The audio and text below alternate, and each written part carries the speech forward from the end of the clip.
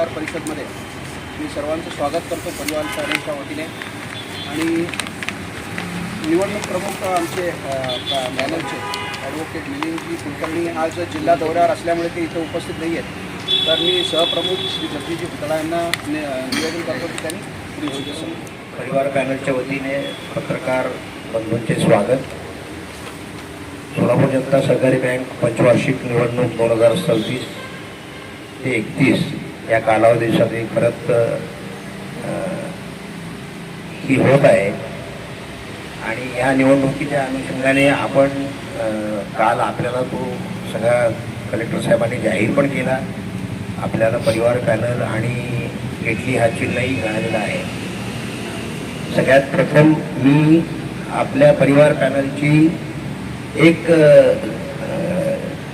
7 आपले उमेदवार जे परिवार पॅनलचे आहेत 25 किलोमीटर बाहेरील उमेदवार आणि महिला गट आणि अनुसूचित जाती जमाती हे 7 उमेदवार बिनविरोध निवडून आले ही एक बातमी आपल्याला अगदी आनंदाने सांगू इच्छितो।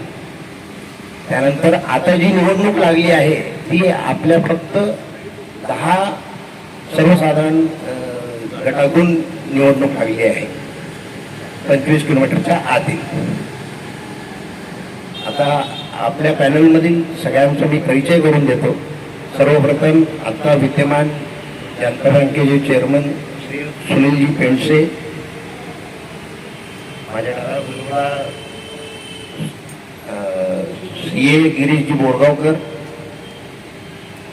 आपल्या कार्यालयाचे परिवार पॅनलचे कार्यालय प्रमुख किरण सर, त्यांना सहप्रमुख म्हणून मयंक चव्हाण, विनायक पंकापूर, उमेदवार श्री राजेश पवार, पुरुषोत्तमजी गुप्ता, डंबळ सर, हर्षलजी डंबळ, रवींद्र साळे सर, साहेब, शाबादी, सुरेशजी चिकळी, नावकर, करवंदे सर, कडा। मिलिंदराव कुलकर्णी आज जिल्ह्याच्या दौऱ्यावर असल्यामुळे ते नाही आहेत, ते विद्यमान व्हाईस चेअरमन आहेत बँकेचे। आणि आपले एक लातूरचे उमेदवार हे चरणसिंग चव्हाण म्हणून तेही आहेत। बार्शीचे अमित आपटे आहेत, तेही आज त्यांच्या सगळ्या निवडणुकीच्या कार्यक्रमामुळे आलेले नाही आहेत। पुढील सूत्रसंचालन आमचे बँकेचे ज्येष्ठ म्हणा, आमच्यात सगळ्यात मार्गदर्शक म्हणा, अशा सगळ्या मुलांनी आमचे धणे सर हे आता आपल्यासमोर देते। अजून एक दोन आपले बिनविरोध निवडून आलेल्या आमच्या महिला गटातील भाभी सौ चंद्रिका भाभी चव्हाण आणि गौरीताई आंबेडकर, मी सगळ्यांना देतो। पत्रकार बंधूंना मी माझा नमस्कार। सोलापूर जनता सहकारी बँक लिमिटेड सोलापूर याची पंचवार्षिक निवडणूक येता लागलेली आहे। 1966 साली अक्षय तृतीयेच्या मुहूर्तावर स्थापन झालेली ही बँक केवळ पहिल्यांदा 100 सभासद आणि काही भाग भांडवल याच्यावर सुरू झालेली 2000 साली 100 कोटीचा टप्पा ओलांडला। 2009 साली 1000 कोटीचा टप्पा ओलांडला आणि साधारणतः 2015ला 2500 पर्यंत आम्ही गेलो। 2018-19ला 3200 कोटीपर्यंत आपण गेलो। अशी ही सतत प्रगती करत असलेली बँक ही दर 5 वर्षांनी जी निवडणूक लागते ती शक्यतो न लागता समन्वयाने ही निवडणूक प्रक्रिया पार करावी असं होतं। आणि अशा अनेक वेळा बिनविरोध निवडणूक झालेली आहे ही सोलापूर जनता सहकारी बँकेची खासियत आहे। साधारणतः आपण सर्वांना माहिती आहे की राष्ट्रीय स्वयंसेवक संघाच्या मुशीमधून तयार झालेले जे काही कार्यकर्ते आहेत ते कार्यकर्ते या ठिकाणी भाग घेतात आणि ते निवडून येतात आणि चांगल्या पद्धतीने कारभार ते करतात। वैशिष्ट्य म्हणजे गेल्या वेळेला ही जी संचालक मंडळ निवडून आलं काही कारणास्तव अगोदरच्या वेळेला बँक थोडीशी परिस्थिती ढासळलेली होती, काही वेळा तोटाही झालेला होता आणि आपल्या सर्वसाधारण 3-4 वर्ष आम्हाला भाग भांडवलाचा डिव्हिडंड पण देता आला होता. पण आता अतिशय चांगल्या स्थितीमध्ये बँक आहे. महाराष्ट्रातल्या ज्या काही बँका आहेत त्या बँकामध्ये मला वाटतं एक चांगली बँक म्हणून सोलापूर जनता सहकारी बँक घेतला उदयाला आलेली आहे. एकूणच मल्टी स्टेट कोऑपरेटिव्ह बँक म्हणून बघितली तर 41 ब्रँचेस त्या सोलापूर जनता सहकारी बँकेच्या आहेत. महाराष्ट्रामध्ये 40 ब्रँचेस आणि कर्नाटकमध्ये 1 ब्रँच अशी 41 ब्रँचमध्ये आहे. याची जर निवडणुकीची प्रोसिजर बघितली तर कालपर्यंत फॉर्म काढून घेणं हा विषय होता.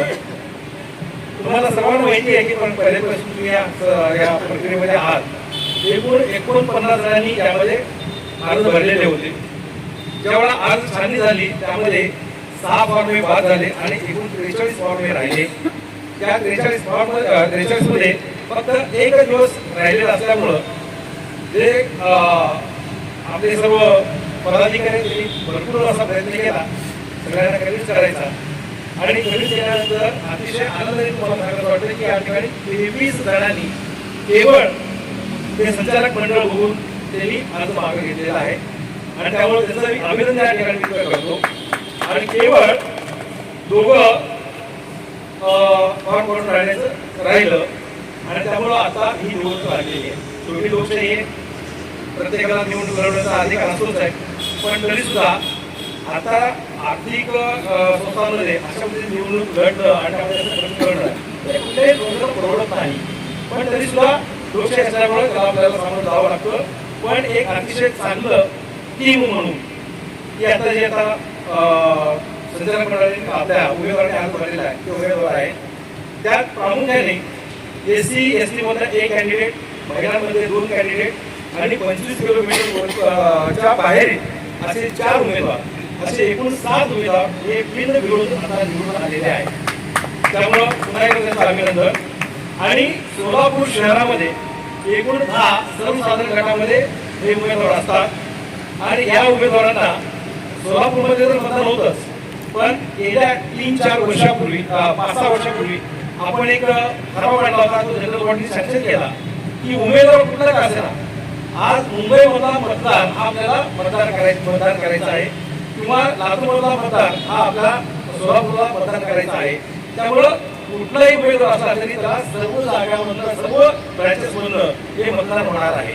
त्यामुळं ही प्रोसिजर आता 10 जणांसाठी म्हणजे शहरातील 10 जणांसाठी जरी असली तरी सुद्धा त्याला निवडणूक प्रक्रिया ही सगळ्या 41 ब्रँचमध्ये राबवावी लागणार आहे आणि त्यासाठी खरं तर ही पत्रकार परिषद घेतलेली.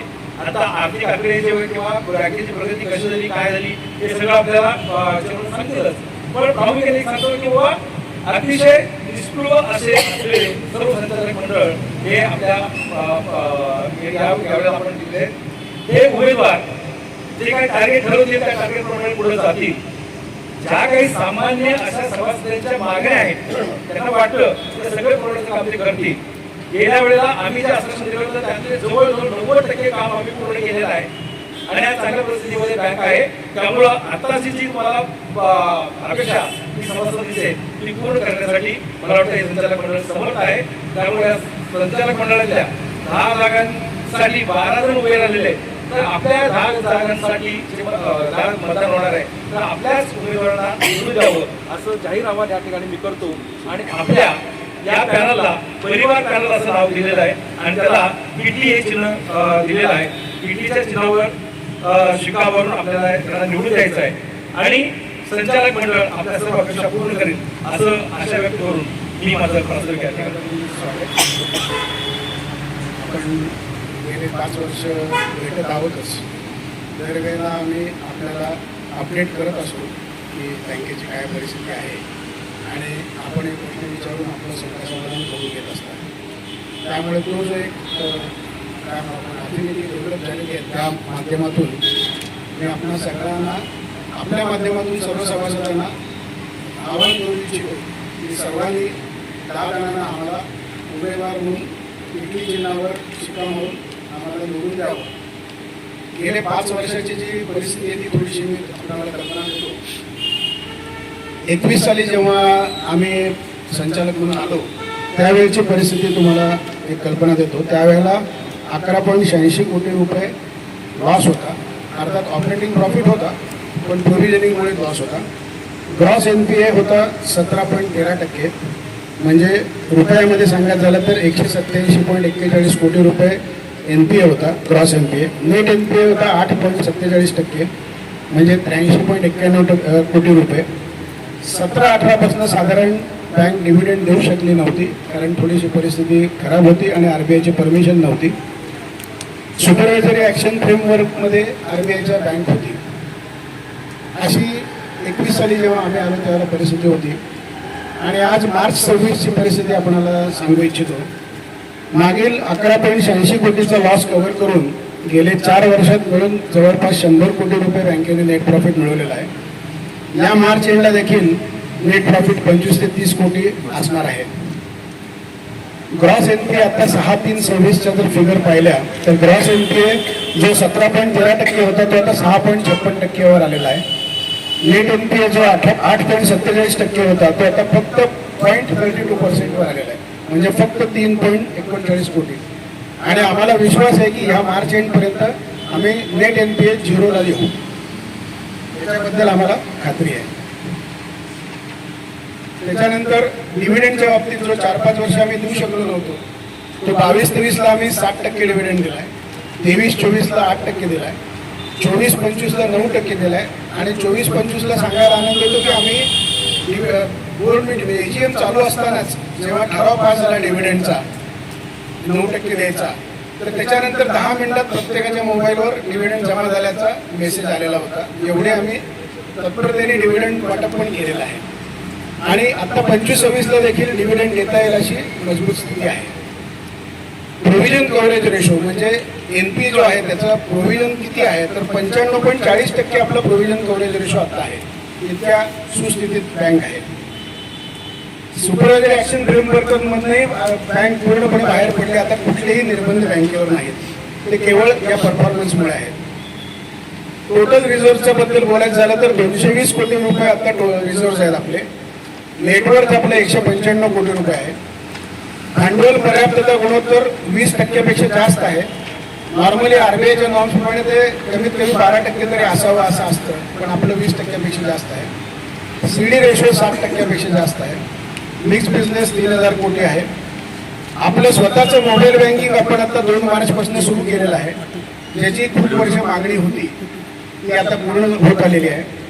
नेट बँकिंग लवकर सुरू करत आहोत. ECBA म्हणजे एलिजिबिलिटी क्रायटेरिया फॉर ब्रँच ॲथॉरायझेशन, म्हणजे पूर्वी त्याला FSW म्हणायचे, फायनान्शियली साऊंड आणि वेल मॅनेज, तर तशा पद्धतीची आता आपली बँक झालेली आहे. आणि आता 26-27 मध्ये 4 नवीन ब्रँचेसही ओपन करायची आमचा मानस आहे.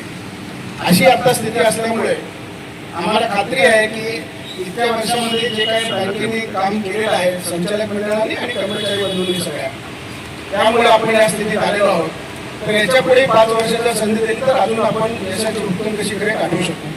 त्यामुळे सगळ्यांचा सहभाग अपेक्षित आहे. धन्यवाद. आपल्या जे अगदी ज्येष्ठ बँकेचे मार्गदर्शक जरी म्हटलं तरी चालेल, समाजचे एक थोर समाजसेवक म्हणून तर रंगाजी वंकापूर इथं आपल्याकडे आहेत, तर त्यांचा एक परिचय माझ्याकडनं राहिला होता. मी रंगाजींना विनंती करतो की त्यांनी काही मार्गदर्शन करावं आम्हाला.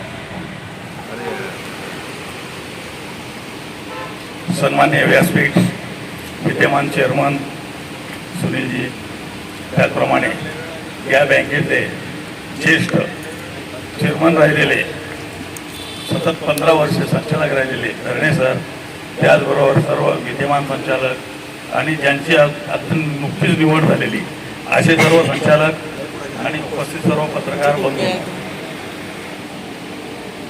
सोलापूर जनता सहकारी बँक ही निवडणूक म्हटलं तर निवडणूक अशी आहे की साधारणपणे 4 ते 5 लोकसभा मतदारसंघाची अशी व्याप्ती आहे. हे सर्वांनी लक्षात घेण्याचा विषय, कारण सोलापूर आहे, पंढरपूर आहे, धाराशिव आहे, लातूर आहे, मुंबई, पुणे आणि एकूण शहर आणि शहराबाहेरील मतदार धरून साधारणपणे 52-53 हजार मतदार. त्यांपर्यंत पोहोचायचं आहे. आता एकूण जे काय प्रयत्न झाले ते सगळे सरांनी सांगितले. अनेकांनी उत्स्फूर्तपणे स्वतः होऊन आपली उमेदवारी मागे घेतली आणि जे काय आता नावं या ठिकाणी सांगण्यात आली ती सर्व नावं बघितली आणि सर्वांनी समाधान व्यक्त केला. अशी ही नावं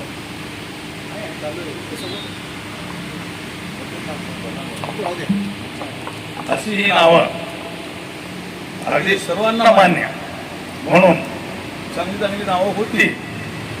त्यांची इच्छा होती परंतु त्यांनी माघार घेतलं आणि जे काय आपण ठरवलं परिवार पॅनल म्हणून.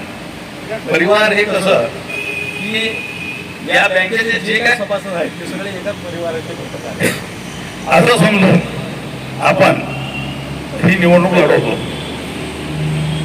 हार जीत तर आलंच. अपेक्षा अशी होती की निवडणूक बिनविरोध व्हावी.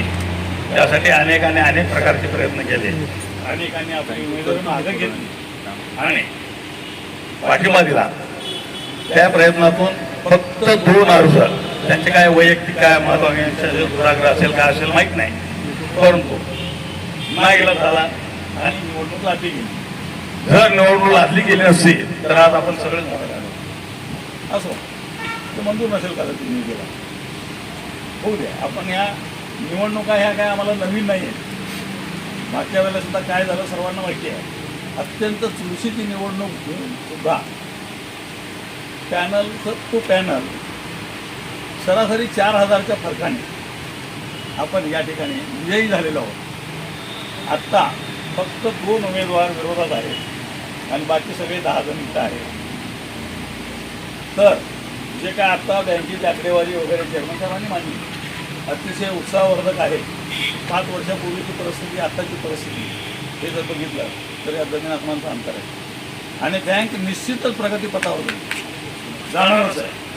याबद्दल आमच्या मनात कुठल्याही प्रकारचे खेळ मात्र शंका नाही. विश्वास जो सर्व सभासदांनी आमच्यावर ठेवला याला महत्व आहे. सतत 3-4 डिव्हिडंड नाही तरी सुद्धा कुणीही काय खळखळ केली नाही.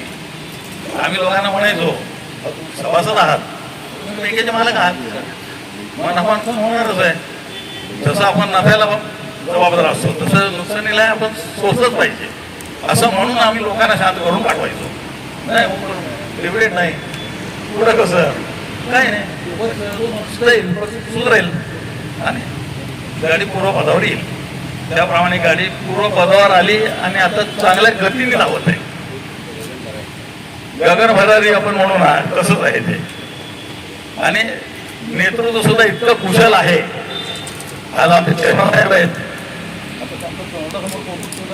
बरं वाटणारच आहे पण ते आहे ते सत्य मित्रभाषे आहेत आणि काम करून दाखवतात. करून दाखवलेलं आहे.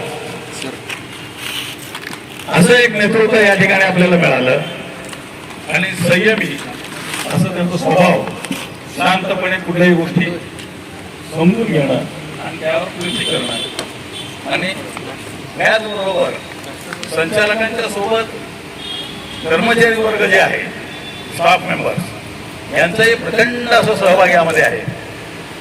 हे जसं की संचालक मंडळ एक चाक आणि कर्मचारी वर्ग दुसरा चाक दोन्ही चाकं व्यवस्थित एकाच गतीने ज्यावेळेला धावतात त्यावेळेला गाडी निश्चितच हे श्रेय सर्वांचंच आहे.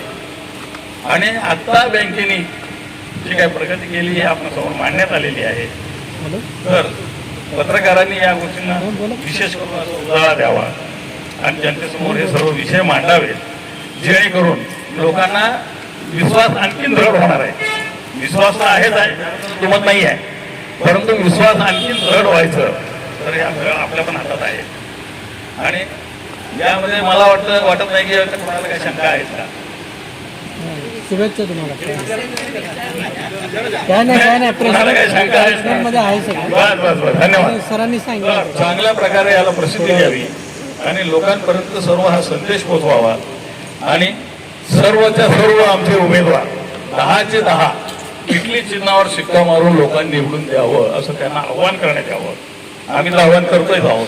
जे तुमच्या माध्यमातून प्रिंट मीडिया असेल इलेक्ट्रॉनिक मीडिया आहे सर्वांनी याला विशेष असं फोकसिंग करावं आणि प्रचंड अशा मताधिक्यानं हे पॅनल विजयी व्हावं असं मी या ठिकाणी परमेश्वरासाठी प्रार्थना करतो आणि सर्वांना मी शुभेच्छा देतो.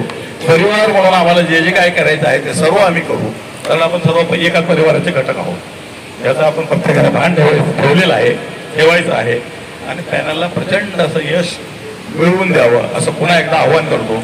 आणि या ठिकाणी मला 2 शब्द बोलायला दिल्याबद्दल संयोजकांचा आभार मानतो आणि सर्वांना शुभेच्छा देतो. धन्यवाद. नमस्कार. आणि माझे सर्व सहकारी पण इथे उपस्थित आहेत. विद्यमान चेअरमन पेंडसे साहेबांनी बँकेची आर्थिक आकडेवारी आपल्यासमोर दिली, त्याची प्रेस नोटही आहे. ॲज ज्याला मी म्हणेन की चार्टर्ड अकाउंटंट म्हणून काही गोष्टी मी सांगेन की ज्याला आपण म्हणू की काय आर्थिक स्थिती असायला पाहिजे आणि काय आहे. तर जी भरभक्कम स्थिती असायला पाहिजे, आर्थिक स्थिती ती पूर्णच्या पूर्ण झाली आहे का, तर नाही, अजून वाव आहे. परंतु आत्ताची आपली आर्थिक स्थिती निश्चितपणे खूपच चांगली आहे. आणि मी असं म्हणजे ह्यांनी सांगेन तुम्हाला कॉन्फिडेंटली की मीच म्हणतोय असं नाही. तर गेल्या वर्षी जे स्टॅट्युटरी ऑडिट झालं 25 एंडिंगचं आणि आता सुद्धा चालू आहे करंट इयरचं देखील, तर ते जे काही ऑडिटर आहेत मुंबईचे, पुण्याचे, त्यांच्याशी माझी चर्चा झाली आणि त्यांनी स्वतः म्हणजे इंडिपेंडंट ऑडिटर, आता मी संचालक आहे, मी स्वतः चार्टर्ड अकाउंटंट नाही म्हणून मी सुट्टी करणं योग्य होत नाही, परंतु जे बाहेरचे ऑडिटर्स आहेत त्यांनी देखील बँकेची स्थितीचं खूप चांगली स्थिती आहे म्हणून कबूल केलं. त्यांनी तर असं विधान केलं की ज्याला आपण म्हणू की आता टेक ऑफच्या स्थितीत बँक आहे. आणि याच्यासाठी अजून एक महत्त्वाची गोष्ट असते की आता आपण म्हणतोय सहकार किंवा कोऑपरेटिव्ह बँकिंग, तर RBI reserve bank of India आता आमच्याकडे सहकारी बँक म्हणून बघतच नाही. म्हणजे बँकिंग रेग्युलेशन ॲक्ट असेल किंवा त्यांचे वेळोवेळी ज्या काही इन्स्ट्रक्शन्स असतात, त्यांचं जे काही सुपरविजन ज्या प्रकारे चालतं ते जर बघितलं तर जवळपास प्रायव्हेट बँकेसारखंच आपल्यावर त्यांचं लक्ष आहे. डे टू डे आपल्या प्रगतीचा किंवा आपल्या आकडेवारीचा ते रिव्ह्यू घेत असतात. आणि मला सांगायला आनंद वाटतोय की RBIच्या इन्स्पेक्टरने देखील बोर्डामध्ये आपल्या बँकेच्या आर्थिक स्थितीचं कौतुक केलं. हे करत असताना त्यांची अपेक्षा असते की बँकेचं बोर्ड किंवा बोर्ड जे आहे त्याचं कॉम्पोजिशन कसं असावं. आता आमचे भुतडे साहेबांनी जे प्रचारक प्रमुख आहेत किंवा पेंडसे साहेबांनी सांगितलं संचालक मंडळ, पण जर का त्याचं कॉम्पोजिशन बघितलं तर अजून एक तुम्हाला प्रकर्षाने जाणवेल की इथे सर्व क्षेत्रातले अनुभवी आणि तज्ज्ञ मंडळी घेतली आहेत. या संचालक मंडळामध्ये 2 चार्टर्ड अकाउंटंट आहेत, 3 ते 4 वकील आहेत, म्हणजे लिगल ज्याला आपण आस्पेक्ट म्हणू. म्हणजे थोडक्यात RBIला जे अपेक्षित आहे की बँकेच्या बोर्डामध्ये तज्ज्ञ लोकांचा किंवा प्रोफेशनल्सचा पण सहभाग मोठ्या प्रमाणावर असावा. तर यावेळेला संघाने हे प्रत्येक वेळेलाच घेतं पण यावेळेला विशेष काळजी घेतली आहे आणि बँकेच्या या संचालक मंडळासाठी कॉम्पोजिशनमध्ये अशा तऱ्हेचे तज्ज्ञ मंडळी पण घेतली आहे. इतर अनुभवी मंडळी आहेत.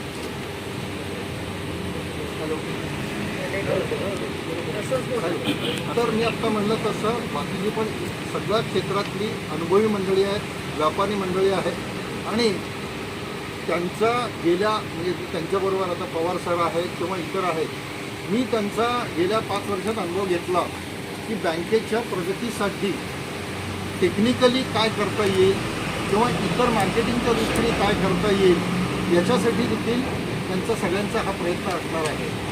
तर मला पूर्ण खात्रीपूर्वक विश्वास आहे की आत्ता म्हणजे रादर मी असं म्हणेन की ज्याला उत्साह वाटेल असं संचालक मंडळाचं कॉम्पोजिशन केलेलं आहे. त्यामुळे आम्हाला सगळ्यांना एकत्रितपणे काम करताना खूप आनंद होणार आहे. या संचालक मंडळात अगदी मी खात्रीपूर्वक सांगतो की कोणाचाही वेस्टेड इंटरेस्ट नसतो. प्रत्येकजण एक ही आपली सामाजिक जबाबदारी म्हणून काम करतो आणि आताचंही संचालक मंडळ असंच करेल याची खात्री मला पूर्णपणे आहे. आणि आपण जेव्हा परत आत्ता भेटतोय, पेंडसे साहेब म्हणाले तसं आपण वारंवार भेटतच असतो. आम्ही दरवर्षी तुम्हाला भेटू आणि मी तुम्हाला खात्री देतो की दरवर्षी तुम्हाला आमच्या प्रत्येक आकडेवारीमध्ये प्रगती झालेली दिसेल आणि 5 वर्षानंतर ही बँक एका खूप मोठ्या लेवलला गेलेली असेल, अजून खूप. आणि कारण का आपल्या सर्व सोलापूरकरांचं हे भूषण आहे आणि आमची ही एक जबाबदारी आहे की आपल्या सोलापूरची ही जी काही मोठी बँक आहे तिला अजून खूप मोठ्या प्रमाणावर वर नेणार. एवढी मी पूर्णपणे नवीन जे काही आता मी गृहीत धरतोय की हे संचालक मंडळ राहील आणि याने मी तुम्हाला खात्रीपूर्वक सांगतो की नक्की ही बँक खूप मोठ्या अचिव्हमेंट तथास्तु देवाने म्हणून चांगलं होईल की चांगलं. पर्यंत पोहोचले तर तुम्ही पोहोचला. आम्ही पोहोचतो तर वेगळ्या हेतूने पोहोचतो, तुम्ही पोहोचता तर वेगळ्या हेतूने. बँकेचा जो चढता क्रम जो पाडला आणि तुम्ही पोहोचवलाय म्हणून आज बँक इथंपर्यंत पोहोचलेली. आता जसं दर्णे सरांनी सांगितलंय की सभासदांचा विश्वास आणि त्यांचा तुमचा पाठिंबा, कारण 3 संकट मोठी आली आहे की एक कोरोना आला आणि 2 बँक नामांकित बँक बंद पडले. तेव्हा जो लोकांचा विश्वास डळमळत होता, पण तो विश्वास अबाधित राहून बँकेने जो ग्रोथ केला तो फक्त समाज आणि आमचे सगळे कर्मचारी त्यांचा सगळ्यांचा खूप मोठा याचा राहत आहे. त्यामुळे त्यांचेही आभार. आणि तुम्ही सगळे येऊन वेळोवेळी आमच्याकडे जागृत आम्हाला ठेवता. आम्ही जागृत असतो पण तरी जागर आपण म्हणतो, तुम्ही जागे आहात ना, असे जागे ठेवून समाजात काम करण्याची प्रेरणा देतात. हे सगळे पत्रकार बंधूंचं सहकार पॅनलच्या वतीने खूप खूप परिवार पॅनल सहकारी म्हणजे ह्याच्यात सत्ताधारी परिवार पॅनलच्या वतीने तुमचं सगळ्यांचं स्वागत करतोय. आणि आजच्या कार्यक्रमात तुम्ही आलात त्यामुळे सगळ्यांना धन्यवाद. सगळ्यांनी 6 पानाचा